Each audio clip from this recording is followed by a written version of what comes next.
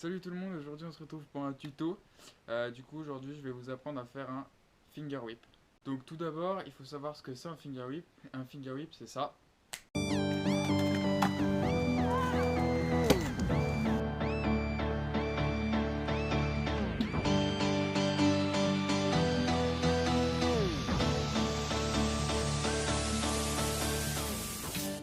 Donc le finger whip c'est un mouvement du deck. Donc il faut bien avoir en tête le mouvement. Il faut sauter, lâcher la main gauche ou droite, taper le deck fasse une rotation et ensuite on reprend. Donc plus rapidement ça donne, je le refais. Pour vous entraîner à cette figure, il y a plusieurs exercices. Donc premièrement, vous vous mettez comme ça sur votre trotte, vous sautez et vous reprenez. Ensuite, le deuxième exercice que je peux vous conseiller, c'est de commencer à rouler donc sur une surface plate ou même sur un trottoir, etc. Vous sautez et il faut toucher le deck et reprendre la trotte sans effectuer la rotation, mais juste sauter, écarter les jambes, toucher le deck et reprendre. Ça va déjà vous entraîner donc à monter votre trotte pour choper votre deck. Après, je peux vous donner quelques conseils pour bien réussir votre finger whip.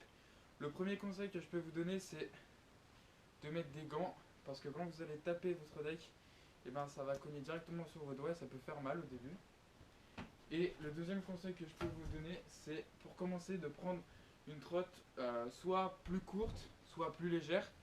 Au niveau du guidon, c'est beaucoup plus facile quand on a un guidon plus court, donc on peut plus vite sauter et ça va être, le mouvement va être beaucoup plus fluide et beaucoup plus rapide. Voilà, le dernier conseil que je peux vous donner, c'est de commencer le finger whip sur une marche ou sur un trottoir ou même dans un skatepark. Il faut que je vous dise aussi de mettre des protections surtout au niveau de la malléole parce que le deck va sûrement vous taper dans la malléole au début. Donc il faut mettre des protections. Et enfin, dès que vous avez bien réussi votre finger whip en skatepark, vous le maîtrisez très bien, et ben vous pouvez vous le lancer en flat comme ceci.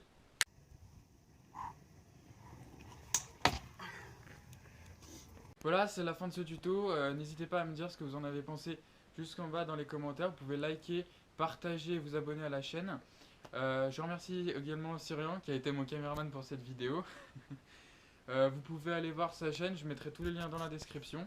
Voilà, et puis à bientôt pour de nouvelles vidéos.